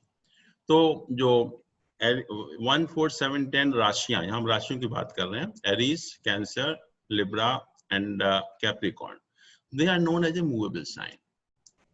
मूवेबल साइन का मतलब क्या हुआ कि आप एक स्थिर होकर वहां नहीं रह सकते, आपको मूवमेंट पसंद है, आप एक जगह बहुत स्थिर होकर काम नहीं कर सकते. मैंने आपको बताया था कि जब हम लोगों ने मेष राशि को डिस्कस किया था कि मेष राशि वाले जो व्यक्ति होते हैं, they are not suited for a long term project. जो प्रोजेक्ट बहुत लंबे समय तक चलता है उसके लिए सुटेड नहीं होते, क्योंकि ये चर राशि है, आप एक जगह आपका दिमाग स्थिर नहीं रहेगा, you need the movement actually. तो ये बहुत यूजफुल होता है कि कभी भी हम जब बात कर रहे हैं, कोई हम मान लो हमें कोई जर्नी भी करनी है, तो हम देखते हैं कि अगर मूवेबल साइन राइज हो रहा है तो it indicate that you are likely to move. या हमारा ऑफिस में ट्रांसफर भी होता है तो उससे भी पता लग जाता है कि मूवेबल साइन अगर राइज कर रहे हैं तो there is a possibility of movement. फिर है फिक्स्ड राशि, स्थिर राशि. ये है Taurus, Leo, Scorpio and Aquarius, 2 5 8 11 राशि. इनको कहा हमने स्थिर राशि हैं. ये लोग स्थिर होकर बहुत अच्छा काम कर सकते हैं. इनको आप कितना भी लॉन्ग टाइम प्रोजेक्ट दे दीजिए, कितने भी लंबे टाइम का काम दे दीजिए, इनको कहीं भी आप भिड़ा दीजिए तो ये भिड़ जाएंगे, और जब तक काम पूरा नहीं होगा, जब तक आपका ऑब्जेक्टिव पूरा नहीं होगा, जब तक वो लगे रहते हैं बुरी तरह से जो है. तो ये भी एक कैरेक्टरिस्टिक होती है इन साइन की, कि जो ये 4 साइन वाले लोग हैं बहुत ही स्थिर स्वभाव के होते हैं. वो बहुत ज्यादा उनका सेम रहता है बिहेवियर, बहुत ज्यादा चेंज नहीं होता, जबकि मूवेबल साइन का बिहेवियर बहुत जल्दी चेंज हो सकता है. डुअल साइन है, द्विस्वभाव है, that is Gemini, Virgo, Sagittarius and Pisces. ये 4 साइन है, इसको हमने कहा डुअल साइन, द्विस्वभाव वाली. द्विस्वभाव का मतलब क्या हुआ, ना तो वो चर है ना स्थिर है, वो हमेशा असमंजस में रहते हैं कि हम ये करें या वो करें. तो they are very poor in decision making, उनका वो डिसीजन कर ही नहीं सकते, क्योंकि उनका द्विस्वभाव है, कभी एक तरफ सोचेंगे, कभी दूसरी एक्सट्रीम की तरफ सोचेंगे. तो वो एक इनडिसिसिवनेस रहती है ऐसे साइंस के लोगों में, कि वो, क्योंकि ये डुअल साइन है. ये दोनों रूप हैं, चर भी है, स्थिर भी है, कभी चर है कभी स्थिर है. जैसे लोग हम कहते हैं कि वो इनडिसिसिव होते हैं, डिसीजन मेकिंग में बहुत पुअर होते हैं, तो उस टाइप के लोग जो है इसमें आते हैं.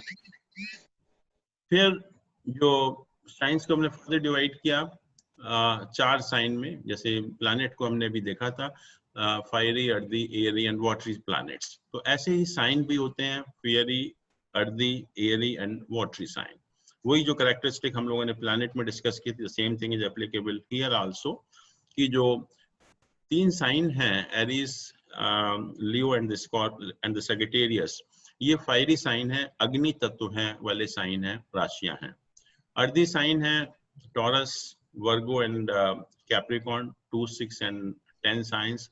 ये अर्दी साइन हम बोलते हैं, ग्राउंडेड पीपल होते हैं बिल्कुल. एयरी साइन होते हैं, हवा में उड़ने वाले, 3 7 and 10, Gemini, Libra and Aquarius, ये इनको एयरी साइन कहा. और वाटरी साइन 4 8 एंड 12, कि कैंसर, स्कॉर्पियो एंड पाइसेस, इनको हमने वाटरी साइन कहा। जैसे मान लीजिए कि लगन में आपका 4 नंबर राशि है, वाटरी साइन है, और वहीं पर वाटरी प्लैनेट भी प्लेस्ड हो गया, मून प्लेस हो गया, तो नेचुरली आपकी बॉडी पानी पानी से फूल जाएगी बिल्कुल। जो ऐसे लोगों को जो पानी की जो डिसीज होती है, पानी बॉडी के अंदर आ जाता है, उस टाइप की प्रॉब्लम बहुत हो जाती है। तो इस तरह से हम we try to analyse the characteristic of each house depending on the sign जब वो प्लेस्ड है वहां पर, और कौन से प्लैनेट वहां पर प्लेस्ड है। इसके बाद प्लैनेट को हमने 4 जो हमारी कास्ट हैं, जिसको हमने क्षत्रिय, वैश्य, शूद्र और ब्राह्मण कहा, उनको भी हम कैटेगराइज करते हैं हर राशियों को। और जो क्षत्रिय राशि, यहाँ जो जाति से मतलब नहीं है, that depends on your capability, actually किस टाइप की आपकी कैपेबिलिटी है।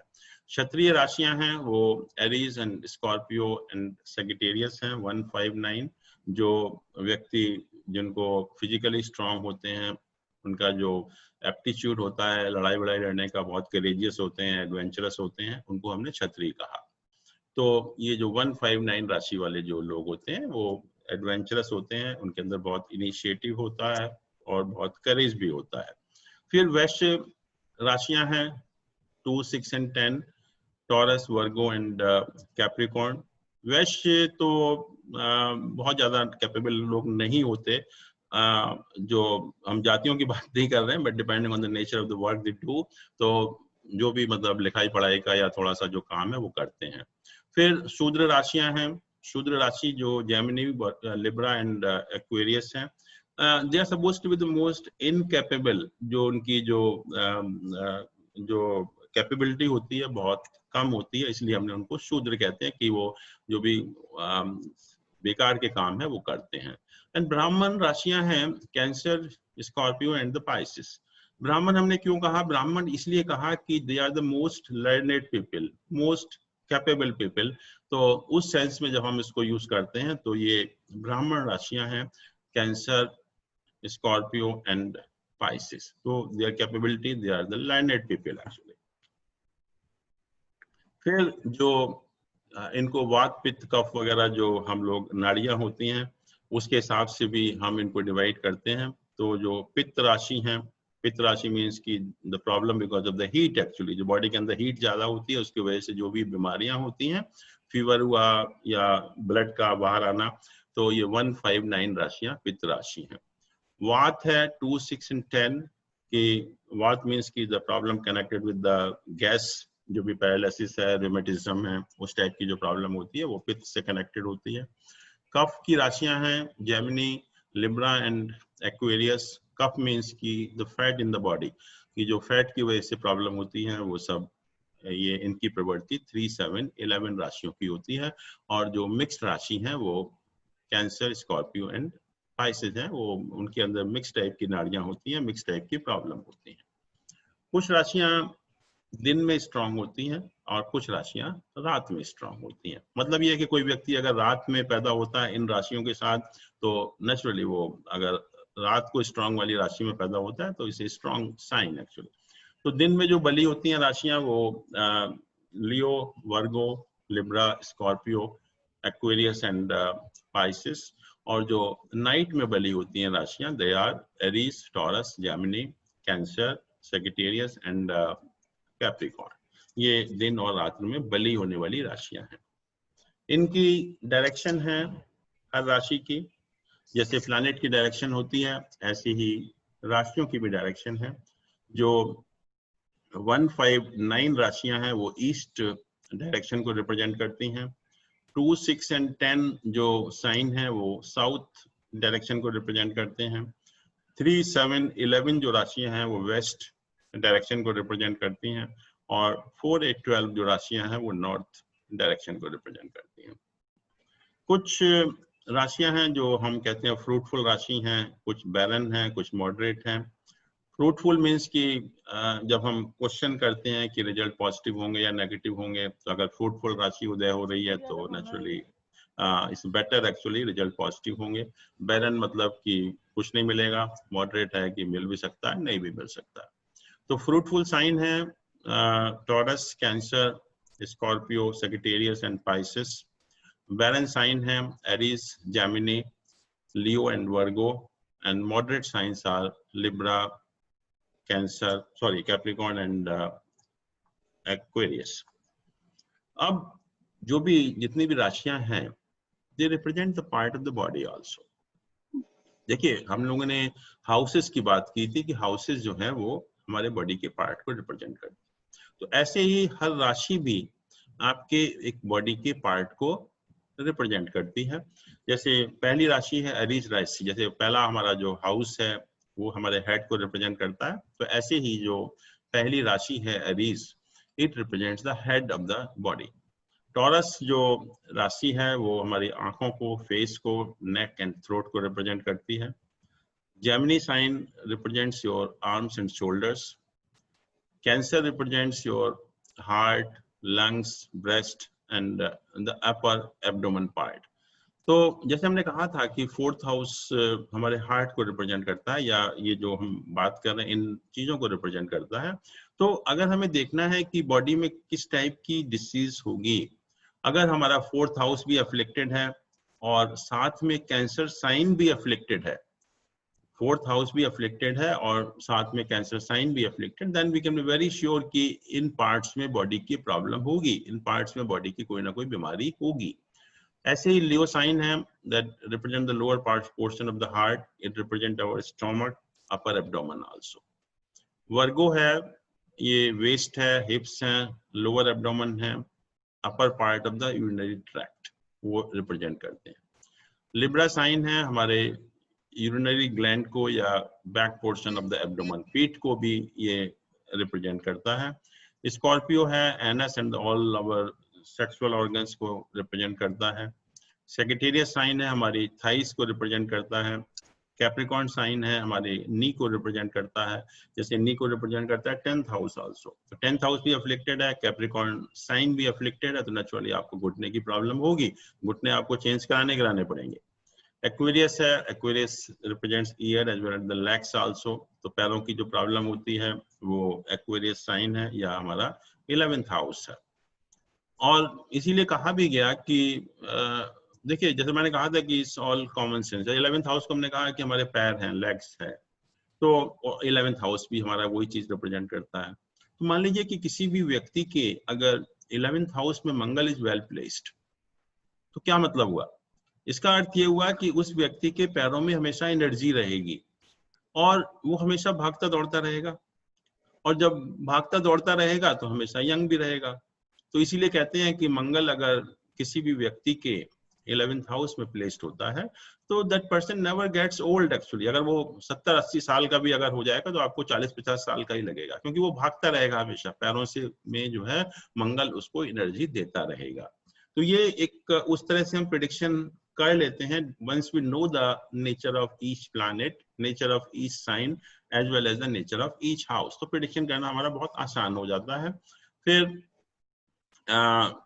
पाइसेस हो गया, पाइसेस हमारे नीचे फीट है और हमारी आंखें हैं, उनको रिप्रेजेंट करता है। तो these are the body part represented by each sign, जो हमारे बहुत काम आएंगे जब भी हम मेडिकल एस्ट्रोलॉजी की बात करेंगे या किसी की डिसीज की बात करेंगे, तो this things will be very useful. ये हम लोगों ने कर ही लिया, benefic malefic planet, this all thing we have done.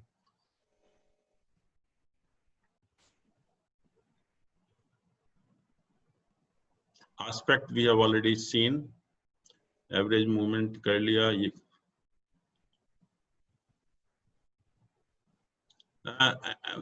we have discussed about the houses also ना, कि ये जो houses का हम classification करते हैं, केंद्र और त्रिकोण वगैरह houses का, I don't know whether we have discussed or not actually classification of the houses। ये नहीं किया डिस्कस, नहीं किया। तो मैं ऐसा करता हूँ कि अभी मैं थोड़ा सा, क्योंकि काफी लोगों को प्रॉब्लम हो रही है कि जब तक आप दिखाएंगे नहीं कि कैसे कैसे साइन प्लेस्ड हैं, कौन सा हाउस है, तो एक हम एग्जाम्पल लेकर, एक हॉरोस्कोप लेकर we try to do what we have done actually, कि एक बार थोड़ा सा एक क्लैरिटी आ जाए। तो अपना आप माइक भी ऑन कर सकते हैं सब लोग, कोई प्रॉब्लम नहीं है। तो I will just share the screen actually, कोई हॉरोस्कोप लेकर।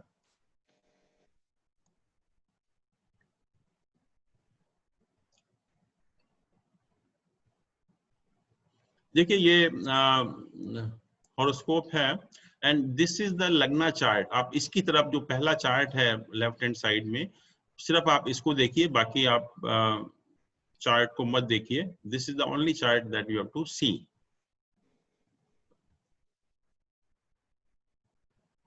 Anyway, this is the chart you have to see. मान लीजिए कि आपने बर्थ के टाइम प्लैनेट की पोजीशन बनाई, तो ये चार्ट में मैंने कहा था कि ये जो हाउस है, ये वाला जहां पर 3 नंबर ये लिखा हुआ है, ये लग्न होता है, फर्स्ट हाउस होता है। जहां ये 3 नंबर लिखा हुआ है, ये लग्न है और फर्स्ट हाउस है। तो हम कहेंगे कि इस व्यक्ति का जो लग्न है वो जेमिनी साइन है, मिथुन राशि है, और मिथुन राशि का जो लॉर्ड होता है वो मरकरी होता है, बुध होता है। और बुध का देखिए, बुध यहाँ पर प्लेस्ड भी है। बुध जो है, मरकरी यहाँ पर जो 3 प्लैनेट यहाँ पर प्लेस्ड हैं वो है सन, मरकरी और राहु। 3 प्लैनेट इस हाउस में प्लेस्ड हैं। तो हम कहेंगे कि फर्स्ट हाउस में इस व्यक्ति का जो पहली चीज तो लग्न है वो मिथुन राशि है, और उसका लॉर्ड, मैंने कहा था कि अगर कोई भी प्लैनेट अपने साइन में प्लेस्ड होता है, जो भी हम लोग डिस्कस कर रहे हैं, it becomes very powerful planet. तो यहाँ पर मरकरी जो है वो अपने साइन में ही प्लेस्ड है, और उसके साथ 2 प्लैनेट और भी प्लेस्ड हैं, सन और राहु। और ये दोनों प्लैनेट मैंने कहा था कि मैलिफिक प्लैनेट होते हैं, अशुभ ग्रह होते हैं। तो मरकरी का जो साथ है that is with the malefic planet. अगर मैं कहूं कि इस व्यक्ति की राशि क्या है, जो हमने कहा था कि जब चंद्रमा जिस राशि में होता है वो हमारी जन्म राशि होती है। तो इस व्यक्ति की राशि क्या है जो आप देख रहे हैं यहाँ पर,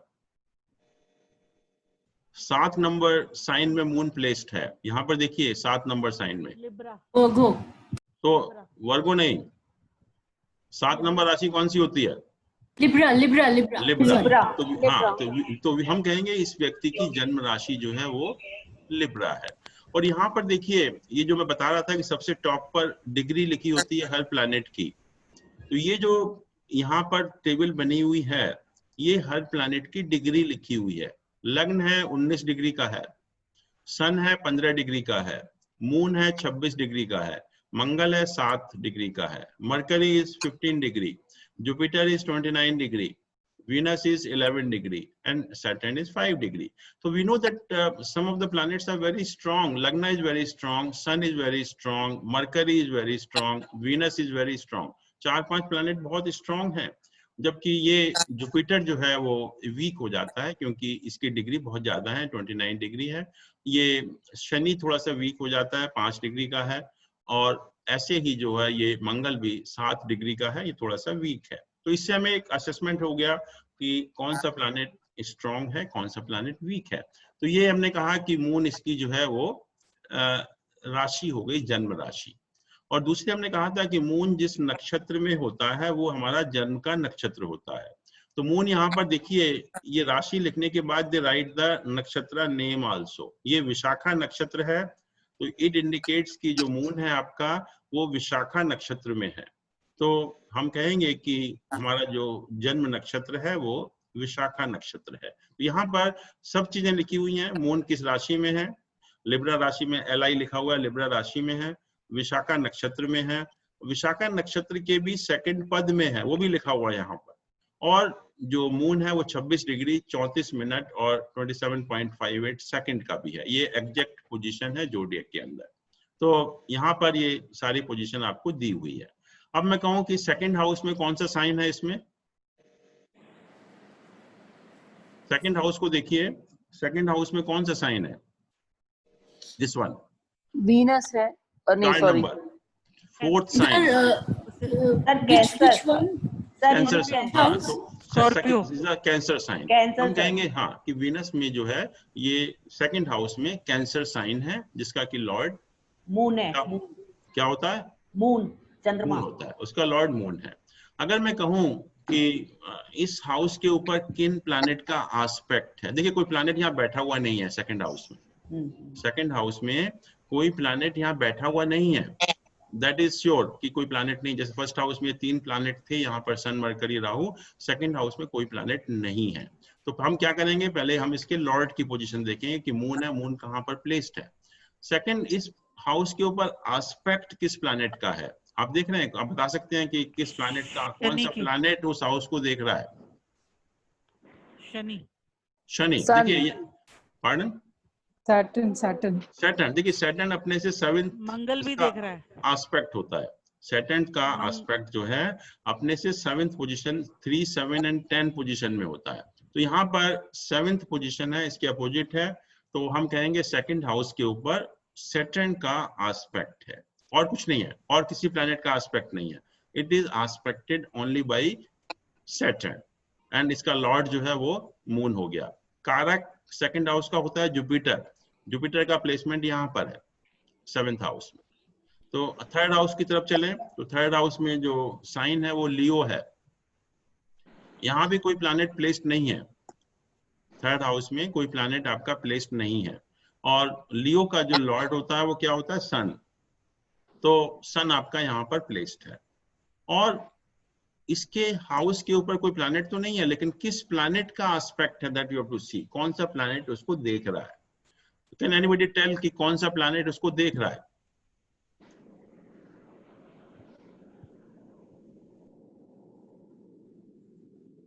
कौन सा प्लैनेट इस थर्ड हाउस को देख रहा है? जुपिटर। देखिए जुपिटर का और राहु केतु के जो एस्पेक्ट हैं, जुपिटर देख रहा है 5, 7 एंड 9, पांचवा, सातवां और 9th एस्पेक्ट होता है जुपिटर, राहु और केतु का। तो जुपिटर जो प्लैनेट है यहाँ पर 7th एस्पेक्ट ये हो गया, 8th और 9th। तो इस हाउस को जुपिटर भी देख रहा है और केतु भी देख रहा है, दोनों का एस्पेक्ट 5, 7, 9 होता है। तो इस हाउस को हम कहेंगे कि जुपिटर भी देख रहा है और केतु भी देख रहा है। इसका लॉर्ड है सन, वो लगन में बैठा हुआ है। इस हाउस का कारक है मंगल, वो यहाँ पर बैठा हुआ है। तो इस तरह से हम इस हाउस की पोजीशन देखी हमने। Then we go to the 4th house. ये हमारा 4th हाउस है, जिसमें कि साइन जो आपको दिखाई दे रहा है वो 6 नंबर साइन है, वर्गो साइन है। यहाँ भी कोई प्लैनेट का प्लेसमेंट नहीं है, कोई प्लैनेट जो है नहीं बैठा हुआ है यहाँ पर। तो हम कहेंगे कौन सा प्लैनेट एस्पेक्ट कर रहा है इसको। तो कौन सा प्लैनेट एस्पेक्ट कर, अब देखिए मंगल का 7th एस्पेक्ट है, तो ये 7th पोजीशन को एस्पेक्ट करता है, 4, 7 एंड 8 को। तो यहाँ पर मंगल जो है इसको एस्पेक्ट कर रहा है। तो मंगल हम कहेंगे कि 4th हाउस को एस्पेक्ट कर रहा है। और 4th हाउस का कारक मून है या वीनस है, वो इनकी पोजीशन ये है। तो इस तरह से हम उसको हाउस को एग्जामिन करने की कोशिश करेंगे। ऐसे ही जब हम, ये हमारा 5वां घर है जहाँ पर 7 नंबर लिखा हुआ है और मून वहां पर प्लेस्ड है, तो हम कहेंगे कि 5वें घर में हमारा मून का प्लेसमेंट है। और इस हाउस को कौन सा, हुआ ना ये? हाँ जी, सिल्वर पाया हुआ ना इसका? हाँ बिल्कुल, सिल्वर पाया हुआ। तो 5वें घर को, हाँ पाया भी अगर हम देखेंगे, क्योंकि 5वें घर में है मंगल, सॉरी मून, तो जब 2, 5, 9 हाउसेज में होता है तो हम कहते हैं सिल्वर पाया। तो इस बॉर्न विद द सिल्वर पाया, और यहाँ पर मून का प्लेसमेंट है। और कौन सा प्लैनेट एस्पेक्ट कर रहा है इसको, अगर आप देखें मून को, कौन से प्लैनेट एस्पेक्ट कर रहे हैं, आप देखिए। मंगल कर रहा है एस्पेक्ट। और वीनस। वीनस कैसे करेगा? वीनस तो यहाँ है, तो इसको एस्पेक्ट करेगा। इस हाउस को एस्पेक्ट कर रहा है, पहली चीज तो मंगल का 8वां एस्पेक्ट होता है, तो मंगल हो गया। राहु का 5वां एस्पेक्ट होता है, तो राहु देख रहा है। शनि का 10वां एस्पेक्ट होता है, तो 7, 8, 9, 10, तो ये 10वां एस्पेक्ट हो गया मून के ऊपर जो है। तो हम कहेंगे कि यहाँ पर इस हाउस में मून का प्लेसमेंट है, और इसको 3 मैलिफिक प्लैनेट एस्पेक्ट कर रहे हैं, शनि, मंगल और राहु। तो that's why in spite of being silver paya, moon is very afflicted. Moon की जो पोजीशन है बहुत ज्यादा खराब हो गई, क्योंकि तीनों मैलिफिक प्लैनेट उसको एस्पेक्ट कर रहे हैं। तो इस तरह से हम we try to analyse each house. तो थोड़ा सा एक आपको आइडिया लग जाता है। फिर ये हमारा इसको गुस्सा बहुत आएगा। 7वां घर है, 8वां घर है, 9वां है, 10वां है, 11वां है, 12वां है। तो ये सारे हमारे हाउसेज होते हैं। तो हम इस तरह से देख सकते हैं कि कौन सा प्लैनेट वहां पर प्लेस्ड है, कौन कौन से प्लैनेट का वहां पर एस्पेक्ट है, उस प्लैनेट का लॉर्ड क्या है, उसकी क्या पोजीशन है, उस हाउस का कारक क्या है, उसकी क्या पोजीशन है। तो ये सारी चीजें हम कर सकते हैं। तो I am just stopping here and now I think it's your turn. आप लोग जो भी पूछना चाहें, मोस्ट वेलकम।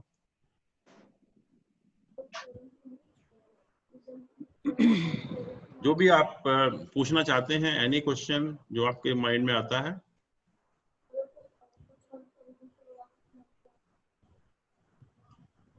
सुधीर जी आप बताइए, आप तो सबसे ज्यादा मेहनत कर रहे हैं।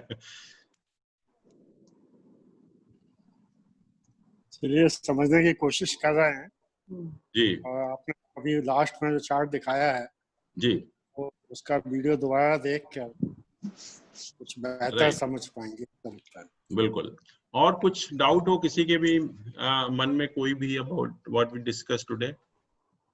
आपने ये जो अवस्था बताई थी दीप्तादि की, अगर हेलो बट हाँ रवि जी बताइए।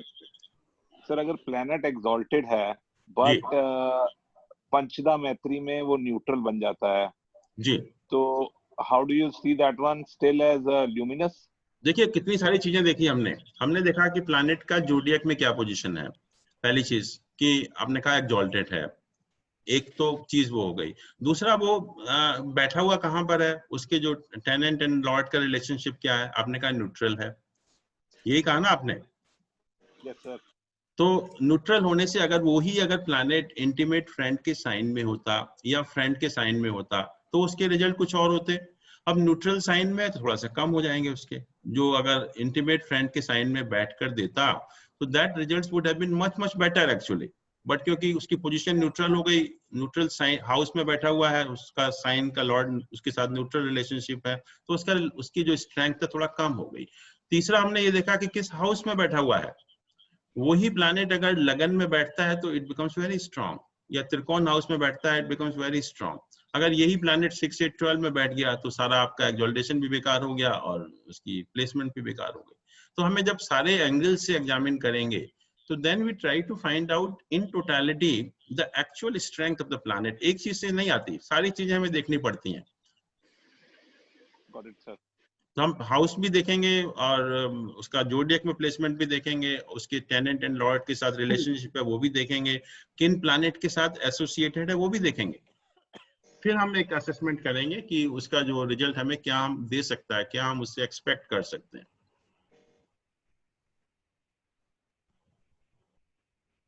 Any other question? Have we done which planet is which planet's friend and enemy and neutral? That we discussed today. I think you have joined late actually, but we discussed all those things actually. Oh, okay. Then recording, I'll check the recording. Yeah. You can check in that. अच्छा, एक चीज मुझे पूछनी थी, जैसे even science में हमारे results जो हैं वो ऑपोजिट चेक करने हैं हमें degrees. Something like let's say the sun sign 2 number represents Taurus. Yeah. So for Taurus, if the degree is 18 to 24, it means the same thing whether infant stage में है या old stage में है। Ultimately we are concerned with the result only. तो infant stage में भी result बेकार होंगे और old stage में भी रिजल्ट बेकार होंगे, तो उससे हम रिवर्स करें या ना करें उससे फर्क नहीं पड़ता। Ultimately you have to see only the degree of the planet. कि अगर डिग्री बहुत कम है या डिग्री बहुत ज्यादा है तो उसके रिजल्ट आपको बिल्कुल 0 हो जाते हैं। और कोई भी प्लैनेट के अगर मैक्सिमम रिजल्ट देने हैं, या मतलब जैसे कहते हैं ना यूथ स्टेज में है, it is very powerful, it's very active. तो 10 और 20 डिग्री के बीच में अगर प्लैनेट है तो then it's really a strong planet. पर जो वीनस है वो 27 डिग्री पर एग्जॉल्टेड होता है पाइसेस में। या देखिए exaltation point is different all together, कि अगर एक्सल्टेशन पॉइंट पर है because that is the exaltation point of that planet, तो वहां तो उसकी स्ट्रेंथ होगी। लेकिन इन जनरल जो हम बात कर रहे हैं कि अगर एक्सल्टेशन नहीं है और अगर 27 डिग्री का है then it's not a strong planet. Hello हाँ ओबराय साहब आप बताइए। राजेश जी नहीं साहब, फंक्शनल मैलेफिक और फंक्शनल बेनिफिक पे भी हम लोग आएंगे अभी क्या? हाँ बिल्कुल, वी विल डिस्कस दैट आज। Okay, thank you. ये तो हमने जो बात की है अभी, we discussed only the natural benefic and the malefic planet, जो उनकी प्रकृति है। लेकिन जब वो प्लेसमेंट होता है आपके हॉरोस्कोप में, देन द पोजीशन में चेंज क्योंकि मैंने कहा था कि जैसे कि एक अच्छा आदमी है लेकिन उसको खराब एनवायरनमेंट आप दे देंगे तो naturally he will not act as a benefic, he will become malefic in that case. Jain साहब एक नेट स्ट्रेंथ जो है इसकी शतबाला में तो आई जाएगी ना? हाँ हाँ, शतबाला में तो we will get the total strength of the planet. यदि हम इतना नहीं भी स्टडी करते तो उसमें मिल नहीं जाएगा हमको? मिलेगा, बिल्कुल मिलेगा, बट जनरली ऐसा होता है कि in most of the cases what the people do, they will give you only the horoscope, और आप इतना शतबल वटबल नहीं निकाल पाते, तो then you try to assess just by having the degrees and the basic birth chart actually, तो उससे भी ये काफी एक अच्छा आइडिया लग जाता है, but ultimate is the total strength that we calculate. आपने जैसे कहा शतबल हम निकालेंगे तो उसमें तो सब आएगा ही आएगा। अच्छा जैन साहब, आपने जो वर्ड चार्ट शो किया वो किस साइट से निकाला है? क्योंकि अच्छा लगा मुझे। नहीं, मैंने तो ऐसे जो अभी का टाइम का बर्थ चार्ट था ये। नहीं, मेरा मतलब किस साइट से ड्रॉ किया? ये जो जगन्नाथ होरा है सॉफ्टवेयर, जगन्नाथ होरा, अच्छा, it's a good software, so you can download free of cost. आप नेट पर जाकर आप डाउनलोड कर सकते हैं इसको। ओके, या thank you.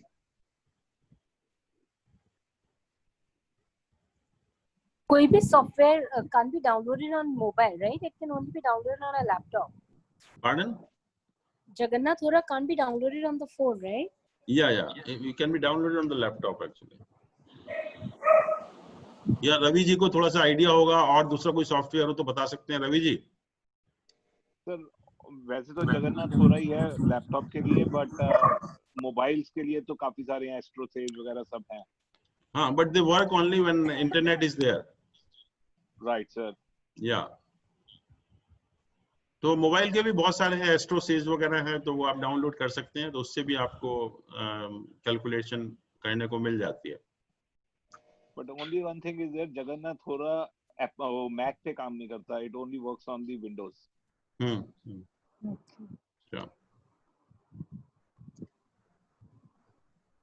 Any other question?